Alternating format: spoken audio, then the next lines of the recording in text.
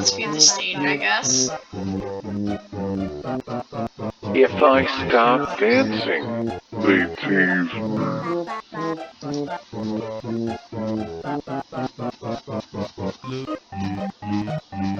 Home ding dong, my orange friend.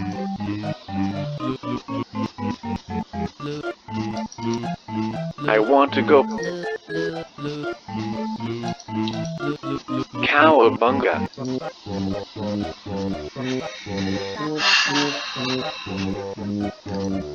Alright, I really hope this is working, but hello everybody, we are still learning how to do this.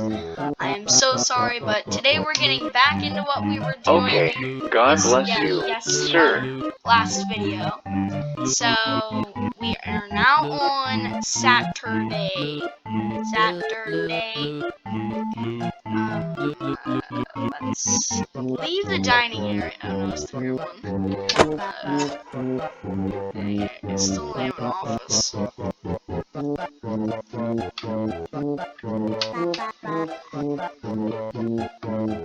What's this thing? I don't like this. I don't like this. I don't like this. You know, let's record training tapes. Alright, Dave 467. So, about the springboard training tapes, I sort of misplaced them into a large file. Worry not though, while entrepreneur, you can always record your own. I'm sure you know what you do. If you don't, and the food cares, just by some employee. Ciao. Or turn them into phone-headed employees.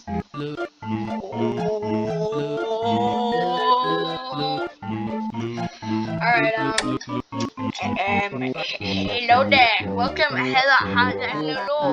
to Freddo's Vile Pepperonia.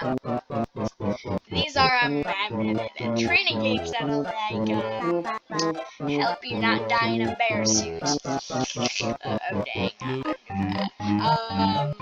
Yes, I need to focus. Okay, without further ado, safety instructions, everybody. Alright, so Springlock suits are suits that double as both animatronics and suits. To put a Springlock suit on, the first step is to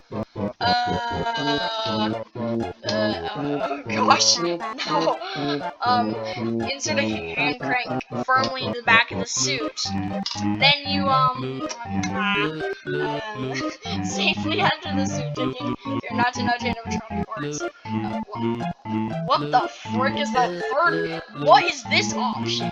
I don't like that. I don't like that. Check the suit 3 more times. Yeah, I'm just gonna yes, please safely enter the suit. Rightly, very important. Do not get the suit wet. That's bad for spinning locks and junk. Why would you urinate in the suit? What? Not growth. No. No. No. No.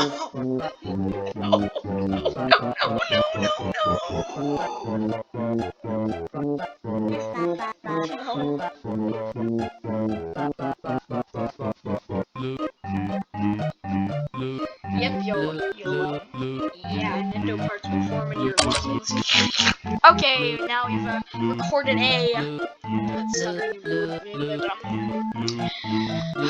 hoorah!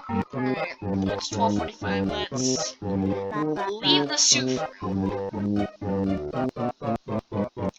I'm gonna search the door near your. What the frick?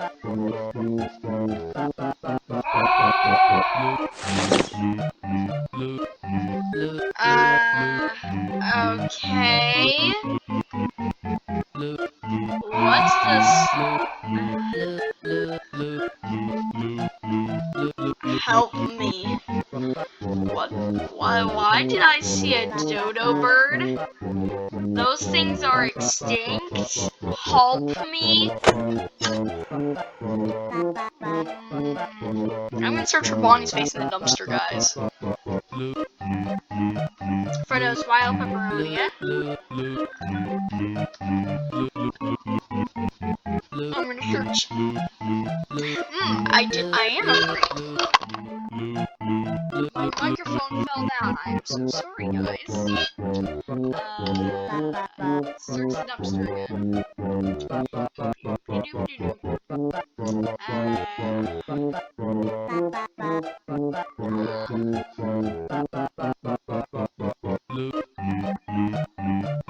Wait, 740 plus listen.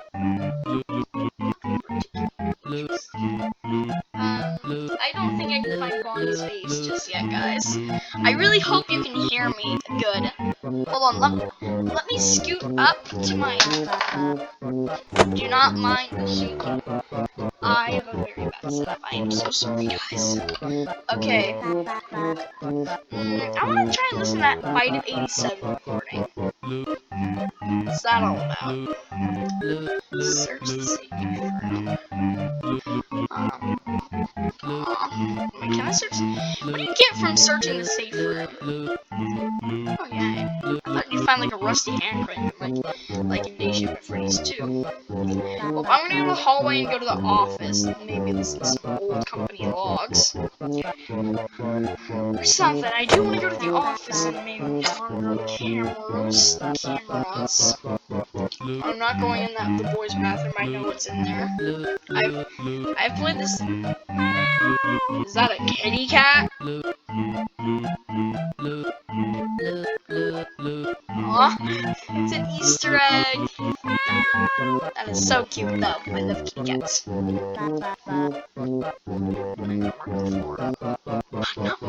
Mop the floor. Thoroughly mopped. Okay. Yay! Leave the hallway. Let's go to our security office.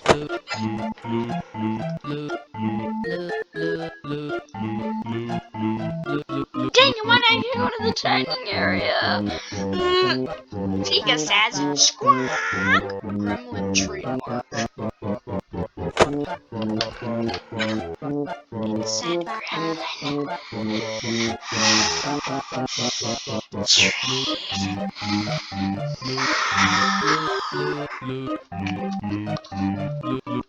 Warning for headphone users. Warning for headphone users that can scream a lot during the recording, so yeah, sorry about that. Alright, let's go to the security office. I'm gonna try and summon the phone guy. Hello? Hey, sir! What can I do for you? Well, I've worked at quite a few locations. I started out in location 1 in 1973 as a day guard.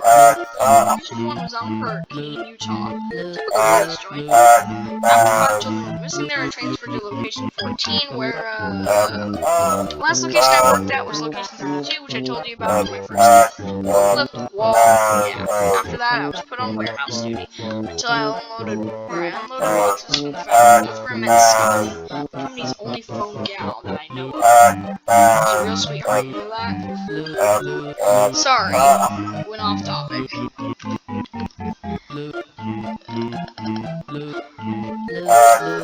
Freddy's lore, oh wow. Well, let me tell you, you've come to the right place. I've been working for the company since 1973. You could do worse than checking out the computer over there. Old newsletters and logs, such galore. FYI, most of the company issued notes were written by yours truly, since I took over doing that long ago. Alright, lore. Did you know Freddy's name turned out as Freddy Bear? You we tossed around a ton of potential names for the character. Freddy Bear? I didn't know that. Somebody was the name Freddy Fazbear. What a bold one. Thanks, boss. You have Freddy Fazbender that we all know and love. Our first ever location was built in Hurricane, Utah. Originally, we had 3 characters. Freddy Fazbender, Bonnie the Bunny, and Chica the Duck Chicken. Business boomed at first, allowing us to come up with a new character on his own little stage. We ended up focusing on a test character, using all the manager's children. Somehow they ended up coming with a flying walrus named Reginald, who lived in a dumpster and voted the routine in every lesson. We just decided to pick a cool animal and make it a pirate. Turned out to be a good decision. By the way, did you know that Pirate Cove used to have cannons? But after what happened in Monatown, yeah, never again.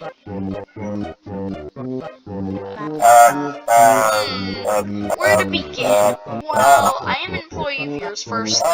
My head is a black rotary phone, in case you hadn't noticed.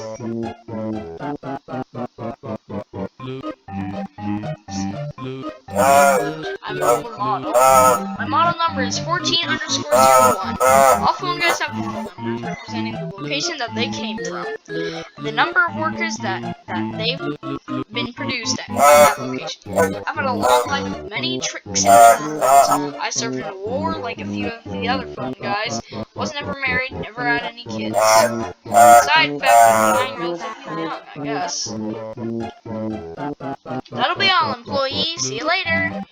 Alrighty then, I'll be off, sir. See you on the flip side. Whoopoo! So I can come to the factory.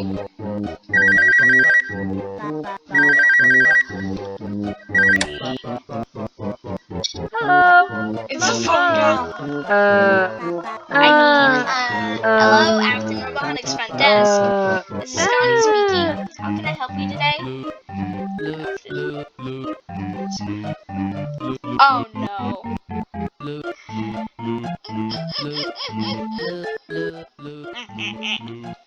Sure, Shug. What's up? Oh gosh. Oh no. Have you ever worked with any other phone guys? Sure, of course. I've worked with a good few at this point, hon. Any particular model you have in mind? Oh gosh. Please. No. No.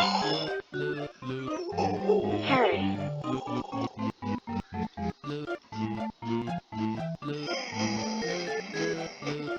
That's Harry on. Because, Sugar, that was his alive name. No. All phonies have alive names. You think I was born a Scotty? My name was Rebecca. I was a hairstylist before I was a phone gal. We all had other lives before this, Okay then. the length and quality of which varied. Okay. Oh boy, you could barely remember it, hun. He's told me a good bit from after he became a phone guy. His responsibilities, having to write company logs after his whole boss died. Hell, he I was wonder. even put in charge of tracking down a rogue phone guy who was out searching for his lost kids and ended up calling off the search out of pity alone. Harry's a sweet soul. But, well, he's a Generation 1 model. Meaning, he's a relic from the 1970s. Generation 1 models never remember much from before the phonification process. But Harry has demons. And those inner demons pursue him even now. Some things you just can't leave behind. Nobody. Okay. I'll be back, guys.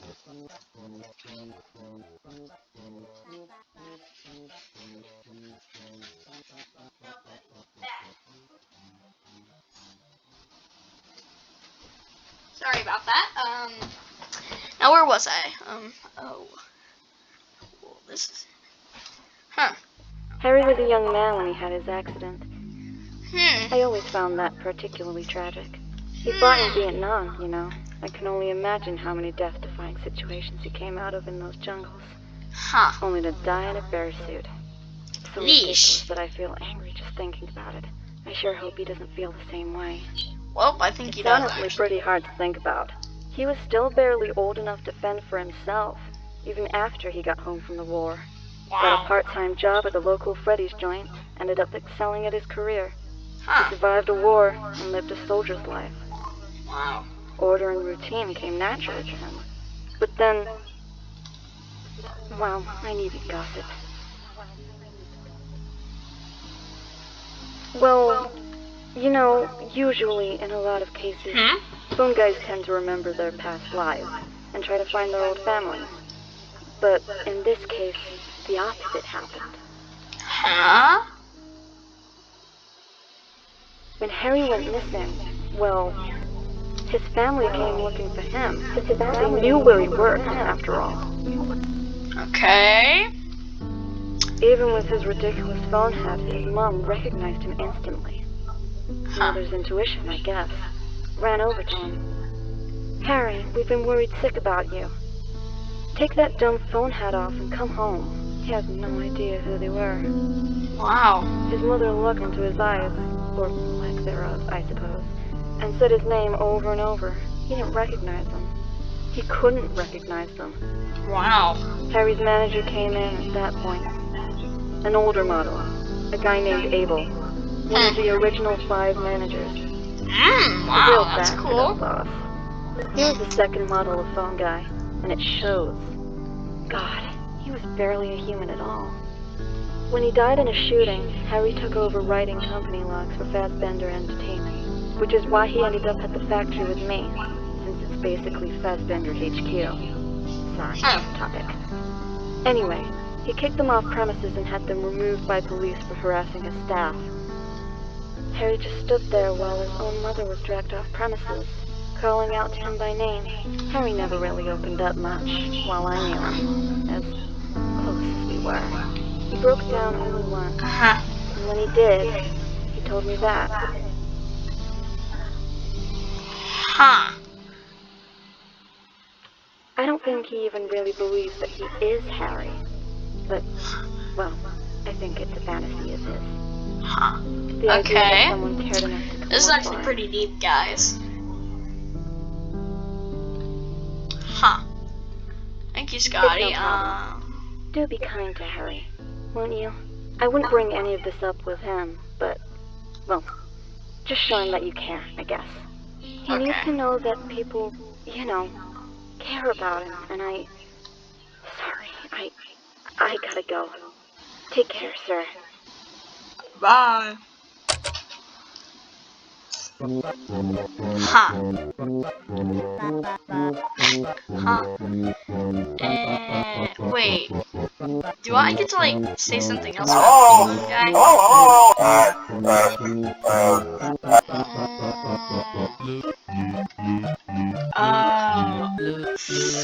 Guys, I'm not sure if I should ask Harry about what Scotty told him. I feel like this might... I'm doing it. Oh, gosh. I don't know. I don't know.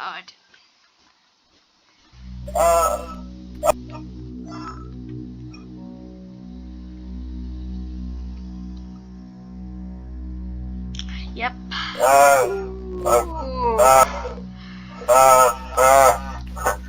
Look, sir, I don't know what stories you've been told, but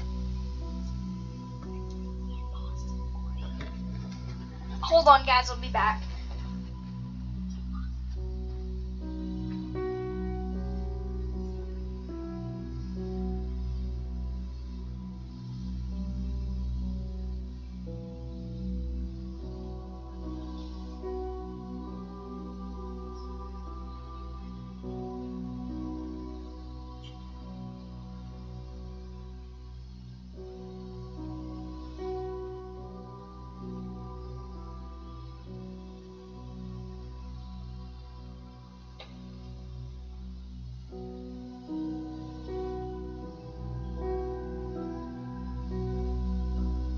Hold on, guys, I'll be there in a second. My mom's going out for a minute.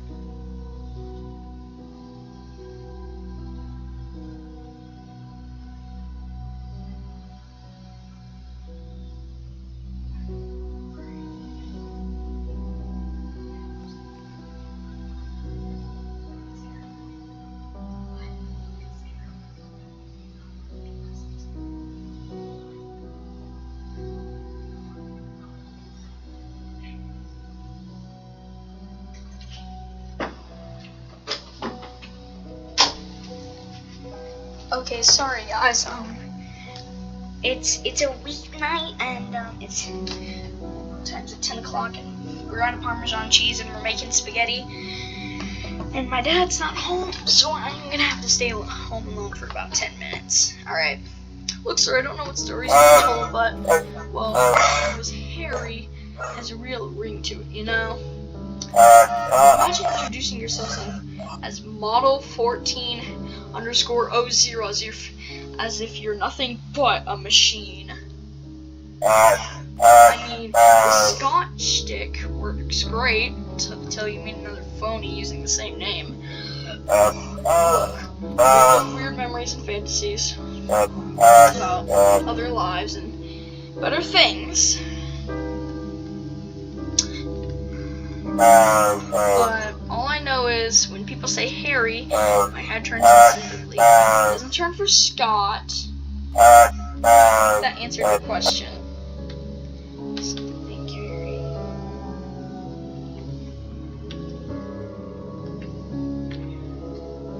Abel. Scotty told you that name, didn't she? Yeah, she did. What? Why? Is there something odd about the name?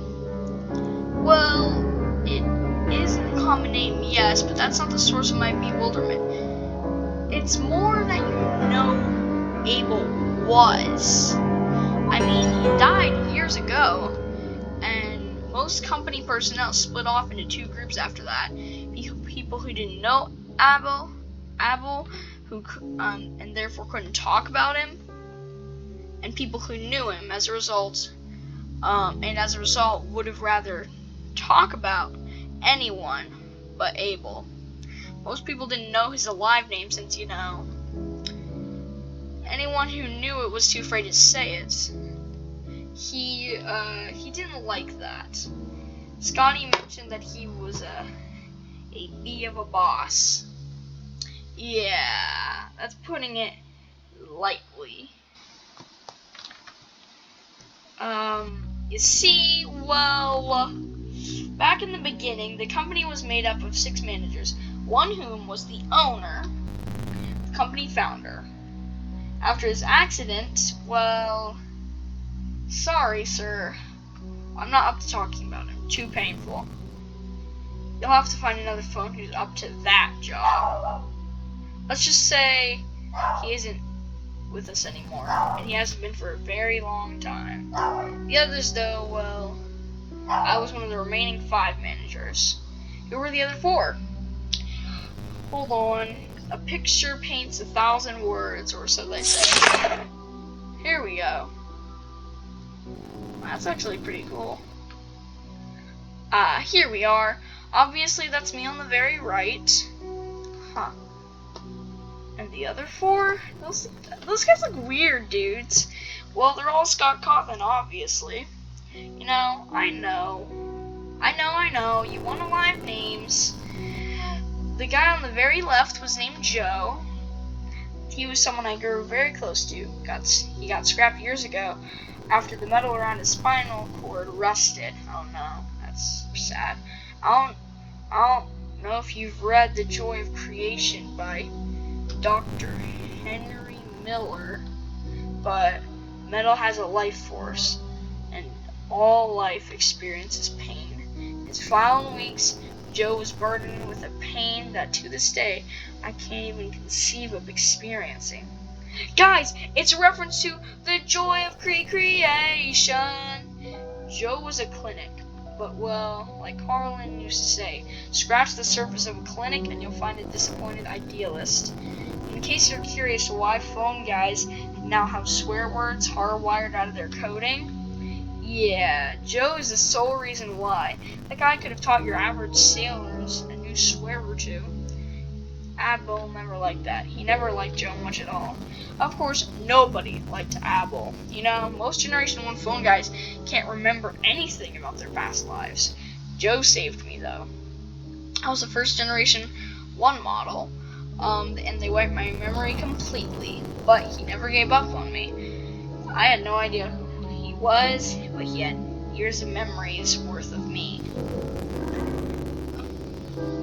From the fresh-faced young veteran with a dodgy leg, looking for any sort of work I could get my hands on, to the day I got promoted, to the night we all stayed up drinking in the office on an opening night for Location 14, telling stories about our various stunts during our shifts, to the day when Joe came from the factory as a phone guy, and I wouldn't let it go when I saw how genuinely hurt he looked. I remembered none of this, but, well, Joe remembered. Then, Terrence was the guy sitting next to Joe. He was the last manager to be promoted before me. In fact, he worked the floor in Location 6 together for a month or two. Terrence was always an optimist, and somehow he never lost that as a phone guy. He was always happy to be at work, to see sunshine again, to speak to me, and I know that I was alive and well. One day I asked him why he was so dang happy every day, and asked him why he didn't seem nearly as down in the dumps as the rest of us. He replied, "My programming won't allow it." He might as well have said, "I can't frown because I don't have a face." Terrence, well, many years ago, the elevator broke at the factory while we were inside. Ever the investigator, Terrence removed the energy panel and decided to climb up the control room on the top floor so he can enable the elevator's manual override. Sure enough, the elevator rebooted and weird to life while Terrence was still on top of it. He rose to the top floor before Terrence had the time to get back inside. We found Terrence on the top of the elevator and on the roof of the elevator shaft. I don't know if we could have brought him back, but frankly, I would have wanted to be brought back if I were him. Not like that. The guy standing next to me, to my left, was Everett. And if you think I'm stiff, you should have seen him.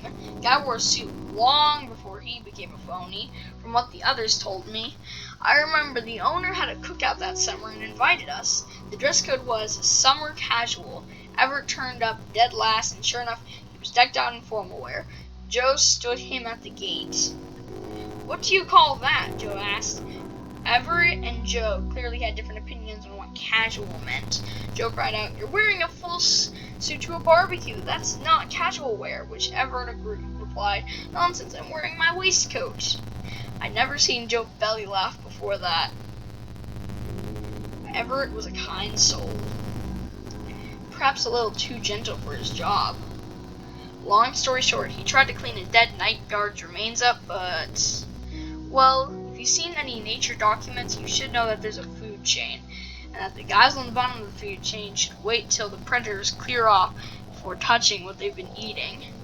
Everett's failure was bad enough, so he pictured the amount of stitching he needed just to keep his innards in his torso. Well, Freddy tore each and every one of those stitches out, and gravity took care of the rest of the job. Oh gosh, guys, that's dark. What about Abel?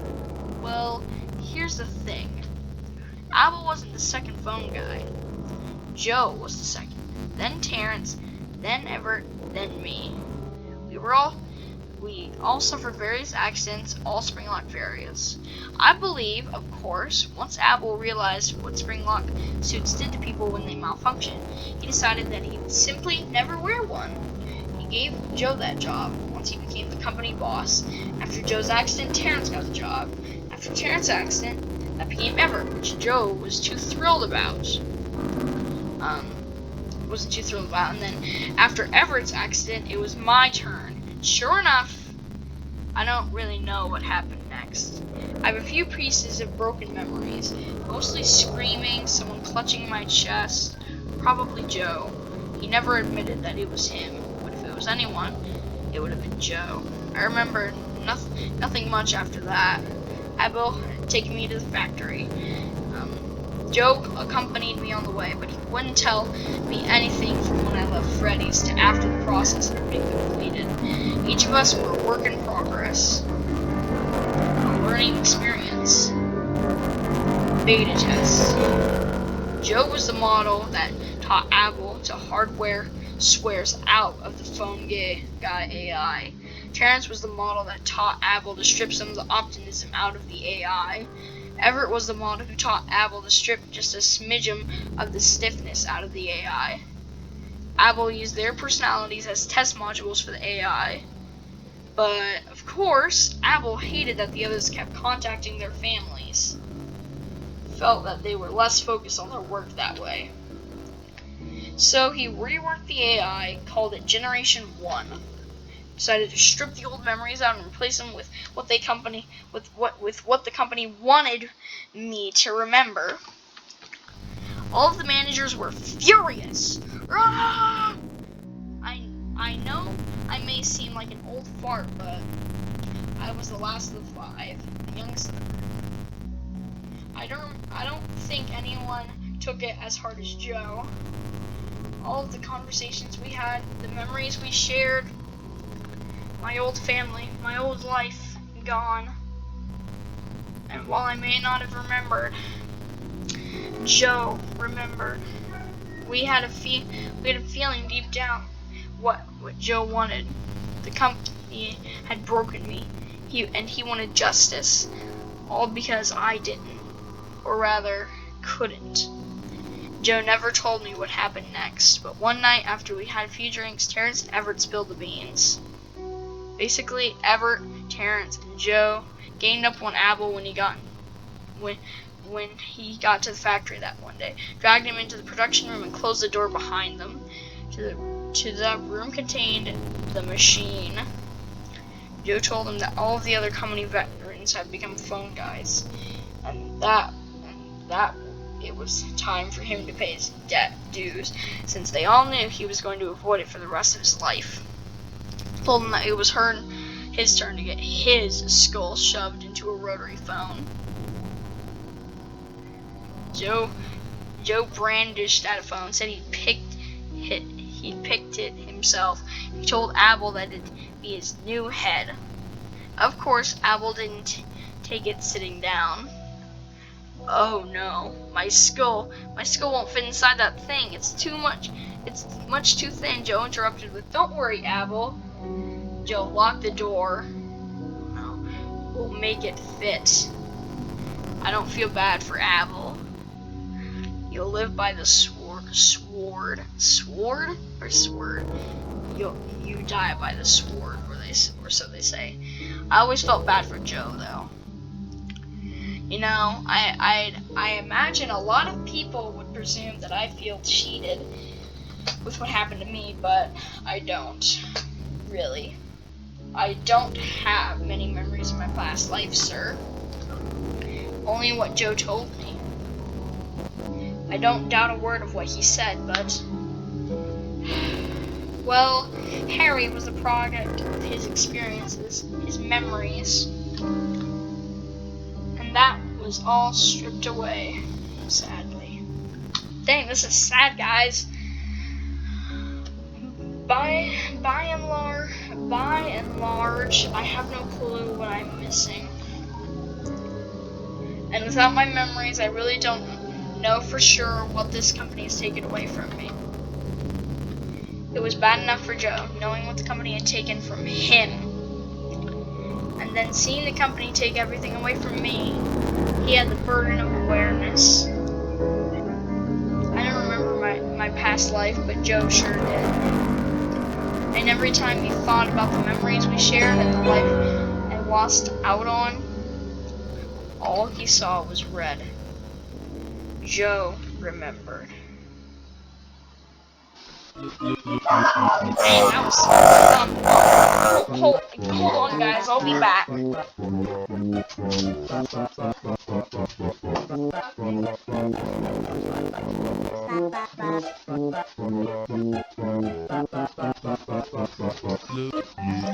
Sorry, I've been rambling for a long time. I'm sorry, sir. I'll get back to work, promise. See you on the flip side, sir. Well, that was fun.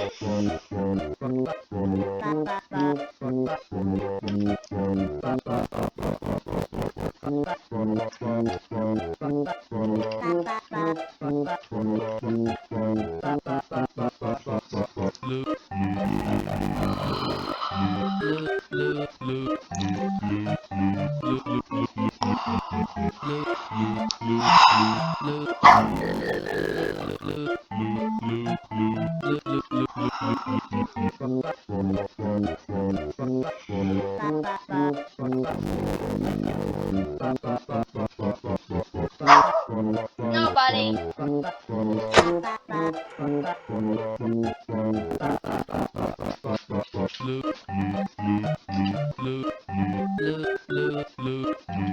Alright, I'm gonna search the dining area until 6 p.m. guys. $45 for 2 hours. Basically 2 hours.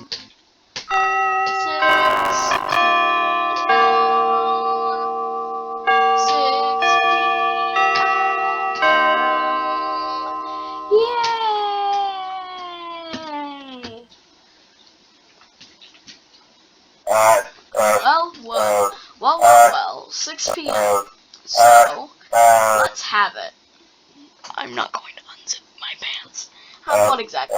How much money you made from the customers today? Of course, you did stick around today to help raise money for the restaurant. So, how much have you made? I made 552 whole dollars. Why am I surprised? You're clearly a pro at this. I am a professional money scrounger employee. Yep, I definitely didn't pickpocket people. Smell my finger. And that's all you need to succeed. To succeed. Bottom feeders always win. That's programmed in the AI of every single phone guy. And with your 552, we now have 802.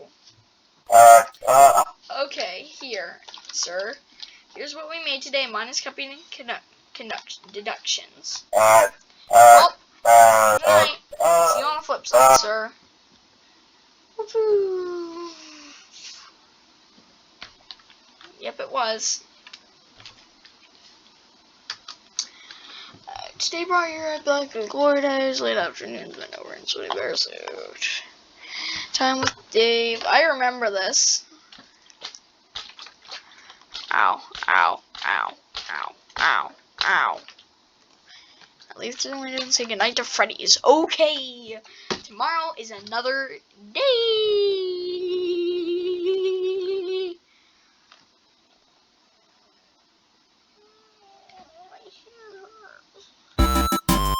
Okay, now I guess it's this to the second location.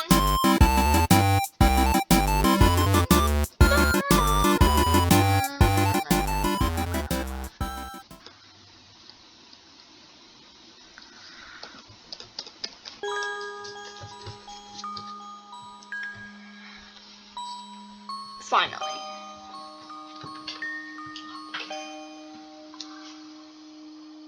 Guys, I think I'm gonna end this episode here. I will pick up where I left off. I might do a double upload tonight, maybe, I don't know. Cause I gotta go eat dinner. Bye guys, see you all next time.